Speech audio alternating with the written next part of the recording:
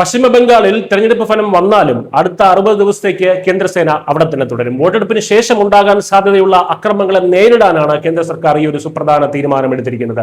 മമതാ ബാനർജിയുടെ ഗുണ്ടകളെ ഭയക്കാതെ വോട്ട് ചെയ്യാൻ കേന്ദ്ര ആഭ്യന്തരമന്ത്രി അമിത്ഷാ ജനങ്ങളോട് ആഹ്വാനം ചെയ്തു കഴിഞ്ഞു. തെരഞ്ഞെടുപ്പിൽ ആരധികാരത്തിൽ വന്നാലും ജനങ്ങളുടെ സുരക്ഷ ഉറപ്പാക്കാൻ സേന കാവൽ നിൽക്കുമെന്നാണ് അദ്ദേഹം വളരെ സുദൃഢമായ ഭാഷയിൽ വ്യക്തമാക്കിയത്. കേന്ദ്ര സർക്കാർ ഈ അസാധാരണമായിട്ടുള്ള നീക്കം നടത്തുന്നതിന് പിന്നിൽ പ്രധാനമായും 3 കൃത്യമായിട്ടുള്ള രാഷ്ട്രീയ കാരണങ്ങളാണുള്ളത്. തൃണമൂൽ കോൺഗ്രസിനെ എതിർക്കുന്ന വോട്ടർമാർക്കും BJP അനുഭാവികൾക്കും യാതൊരു ഭയവുമില്ലാതെ വോട്ട് രേഖപ്പെടുത്താൻ ധൈര്യം നൽകുക എന്നതാണ് ഒന്നാമത്തെ ലക്ഷ്യം. അക്രമങ്ങളിലൂടെയും ഭീഷണിപ്പെടുത്തിയും മാത്രമാണ് തൃണമൂൽ സർക്കാർ അധികാരത്തിൽ തുടരുന്ന ബംഗാളിലെ രാഷ്ട്രീയ യാഥാർത്ഥ്യത്തിന് രാജ്യവ്യാപകമായിട്ടുള്ള ശ്രദ്ധ ലഭിക്കാൻ ഈ ഒരു തീരുമാനം സഹായിക്കുമെന്നാണ് രണ്ടാമത്തെ കാരണം. കൂടാതെ ഗ്രാമീണ മേഖലകളിൽ ആർക്ക് വോട്ട് ചെയ്യണമെന്ന് തീരുമാനിക്കാത്ത സാധാരണക്കാരെ ഭരണകൂട സ്വാധീനത്തിൽ നിന്നും അക്രമങ്ങളിൽ നിന്നും സംരക്ഷിക്കാനും ഇതിലൂടെ സാധിക്കുമെന്നുള്ളതാണ് മൂന്നാമത്തെ കാരണം.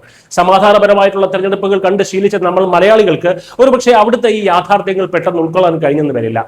ബംഗാൾ ഉൾപ്പെടെയുള്ള ഉത്തരേന്ത്യൻ മേഖലകളിൽ വോട്ടെടുപ്പ് ദിനങ്ങളിൽ പലപ്പോഴും രാഷ്ട്രീയ പാർട്ടികളുടെ ഗുണ്ടകൾ മാരകായുധങ്ങളുമായിട്ടാണ് തെരുവിലിറങ്ങുന്നത്. പോളിംഗ് ബൂത്തുകൾ അക്രമത്തിലൂടെ കൈയടക്കുകയും സാധാരണക്കാരായിട്ടുള്ള വോട്ടർമാരെ ആയുധങ്ങൾ കാട്ടി ഭയപ്പെടുത്തി നിർബന്ധിച്ച് തങ്ങൾക്ക് അനുകൂലമായി വോട്ട് ചെയ്യിപ്പിക്കുകയും ചെയ്യുന്ന ഭയാനകമായിട്ടുള്ള സാഹചര്യമാണ് അവിടെയുള്ളത്.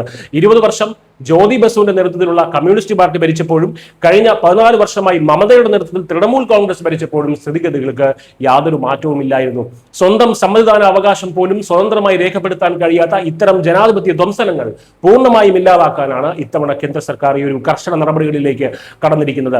2021 നിയമസഭാ തെരഞ്ഞെടുപ്പിന് ശേഷം ബംഗാളിൽ നടന്ന വ്യാപകമായ രാഷ്ട്രീയ അക്രമങ്ങളൊക്കെ നമ്മൾ കണ്ടതാണ്.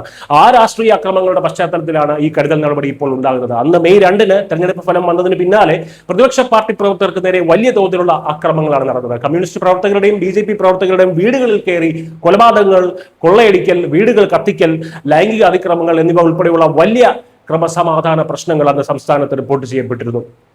ബംഗാളിലെ സംഘർഷ സാധ്യതകൾ മുൻകൂട്ടി കണ്ടുകൊണ്ട് റെക്കോർഡ് എണ്ണം സുരക്ഷാ ഉദ്യോഗസ്ഥരെയാണ് തെരഞ്ഞെടുപ്പ് കമ്മീഷൻ ഇത്തവണ സംസ്ഥാനത്ത് വിന്യസിച്ചിട്ടുള്ളത്. കേന്ദ്ര സായുധ സേനയുടെ 2450 കമ്പനികളെയാണ് ബംഗാളിലെ വിവിധ ബൂത്തുകളിലായി നിലവിൽ നിയോഗിച്ചിരിക്കുന്നത്.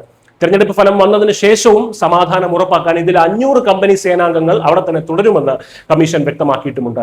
2.5 ലക്ഷത്തോളം വരുന്ന സുരക്ഷാ ഉദ്യോഗസ്ഥരുടെ നിരന്തരമായ കാവലിലാണ് ഇത്തവണ പശ്ചിമ ബംഗാൾ ജനത അവരുടെ സമ്മതിദാന അവകാശം വിനിയോഗിക്കുന്നത്.